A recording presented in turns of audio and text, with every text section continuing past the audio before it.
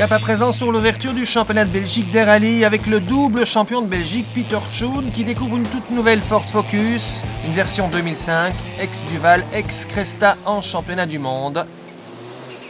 Tjoen qui a un peu de mal en début d'épreuve avec une voiture très basse, chaussée avec des pneumatiques pour un sol humide. Mais il s'est mis à neiger dans la région de Spa-Francorchamps.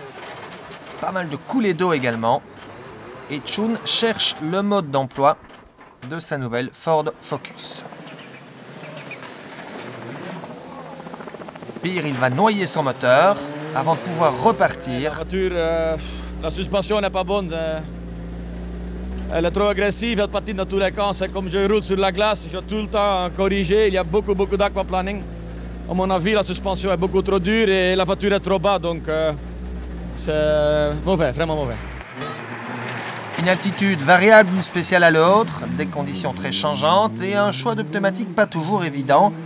Le Hollandais Van Aert va se laisser surprendre, mal chaussé lorsqu'il se met à neiger dans la région de Francorchamps avec sa Toyota Corolla WRC. Regardez.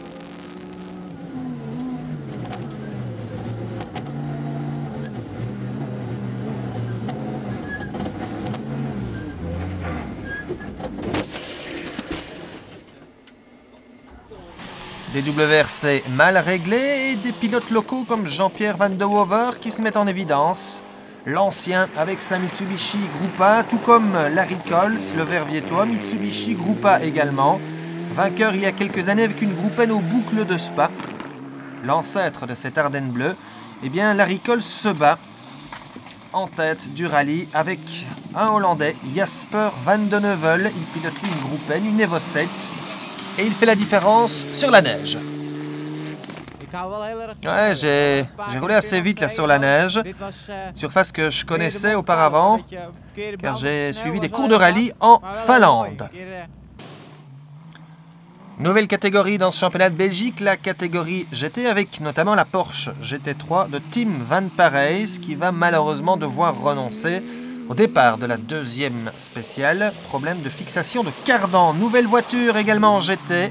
Cette superbe Nissan 350Z. Superbe sonorité du 6 cylindres. À son volant, Chris Van Woensel, il est en tête du groupe GT en début d'épreuve. Avec une voiture qui manque encore de développement. Il devance la référence Marc Duet au volant de sa Porsche GT3. Attention, 100 mètres. Duet qui va ensuite éclabousser de tout son talent cette catégorie GT, reprendre le leadership à la Nissan de Van Woensel. Regardez, Duet sur le circuit de Spa-Francorchamps enneigé, tout en glisse avec la GT3. Sur 20 mètres gauche 40 et droite 40.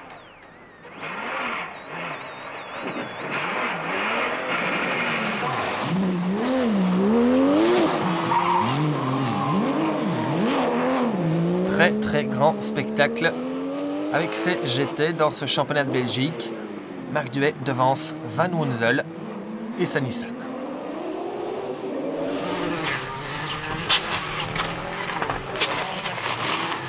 Plateau très relevé dans ce championnat de Belgique pour l'Ardenne bleue, avec des conditions qui évoluent un peu plus favorablement.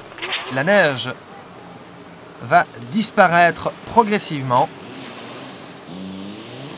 Et Jean-Pierre Van de Wover terminait la première journée en 3e position. À 1 minute 19 du leader, le leader ce n'est plus Van de Neuvel, il se retrouve 2e à 23 secondes. 23 secondes derrière le Verviétois Larry Coles qui a pris la tête avec sa Mitsubishi Evo 8 Groupa.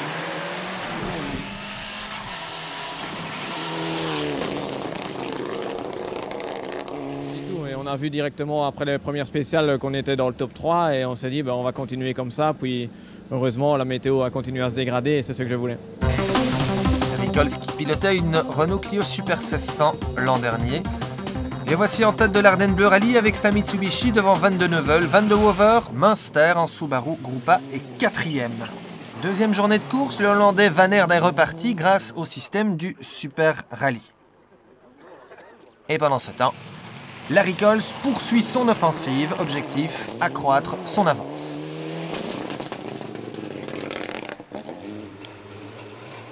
Une avance qui passe de 23 secondes à 39 secondes sur le Hollandais Van de Neuvel. Coles toujours en tête, donc devant Van de Neuvel qui s'accroche avec la Groupen.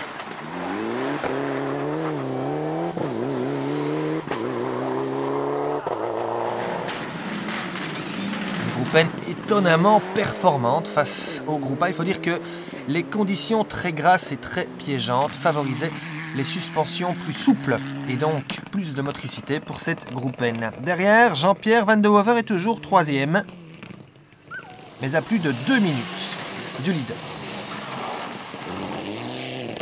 Il se méfie à présent du retour de Bernard Münster au volant de sa Subaru Groupa ex-ProDrive.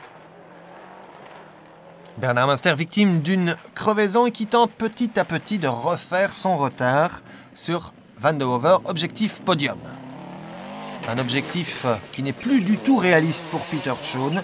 4 minutes 30 de retard. Il en profite pour mettre au point sa nouvelle Focus 2005. Je suis sorti trop large dans un T à droite et j'ai tapé la bordure. Et la jante à l'arrière droite a cassé, voilà. Et alors, vous avez encore perdu du temps dans celle-ci? J'ai essayé de repartir ou de continuer, mais après 1 kilomètre, ça faisait trop de bruit, j'avais peur de tout abîmer, donc je me suis arrêté, j'ai changé la roue, donc là je perds 2 minutes et demie et après je cale encore une fois dans une épingle. Une jante cassée également pour Hubert Deferme, le gentleman driver avec sa Subaru WRC dans la dernière spéciale. Schoon en profite pour passer et Deferme terminera dans le top 10. Pendant ce temps, c'est Bob Colsoul, le fils du préparateur, qui termine 2e du Groupen, alors que les GT poursuivent leur festival, dué devant Van Wunzel. Une Nissan handicapée par des rapports de boîte de série encore trop longs. Se dit que Van Wunzel pourrait hériter d'une boîte séquentielle 6 très prochainement.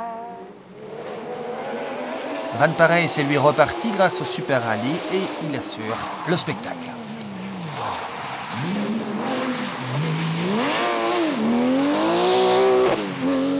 Autre attraction, l'équipage formé par le double vainqueur des 24 heures de Francorchamps sur circuit, Frédéric Bouvy, et le champion de supermotard, Thierry Godefroy. Je vais essayer de lire quand même, mais je te promets pas. Hein.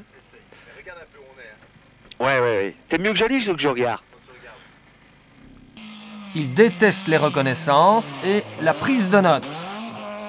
Alors, poursuivre des cadors comme Francis Lejeune et attaquer dans chaque virage, c'est impossible. Le spectacle n'est pas à l'extérieur de la Mini Cooper S, mais plutôt à l'intérieur. Écoutez, gauche ou droite? C'est en bas à droite, ouais. Non, gauche, pardon, excuse-moi. Ne me fais pas signe avec ta main parce que j'hésite alors. Si tu me fais signe avec ta main, j'hésite.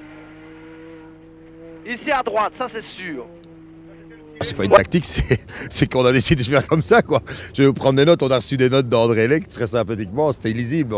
Déjà rien que nous, assis sur une chaise derrière une table, on ne sait pas les lire, alors c'est pas 200 à l'heure qui va savoir les lire. Non, mais c'est notre manière de le faire, je veux dire, on roule comme ça. On a eu des notes d'André, il nous avait tout fait bien et tout. Moi j'ai essayé, mais bon, c'est trop détaillé. Pour un pilote comme lui, c'est trop détaillé pour moi. Les notes de Philippe Godet, le copilote du leader Larry Coles, sont bien sûr très différentes, écoutées et appréciées. 5, 150, gauche 1 pour 32, pas courde, ferme 3 long, gauche 1 pour 32, pas courde, ferme 3 long, 32, pas courde, ferme 3 long, et 70, attention tout droit, et frein, 32 pour 50, gauche 5 et 3 sur pont. Pendant ce temps, le Hollandais Fritz Van Aert en termine avec cette deuxième journée sans éclat.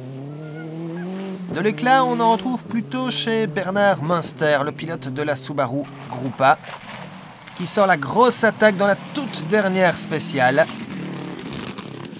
et vient chipper la 3e place de Jean-Pierre Van de Hover pour 3 petites secondes. Van de Neuvel termine 2e à 39 secondes. À 39 secondes du grand vainqueur, Larry Coles avec sa Mitsubishi Gruppa. Victoire plutôt inattendue pour Larry Coles.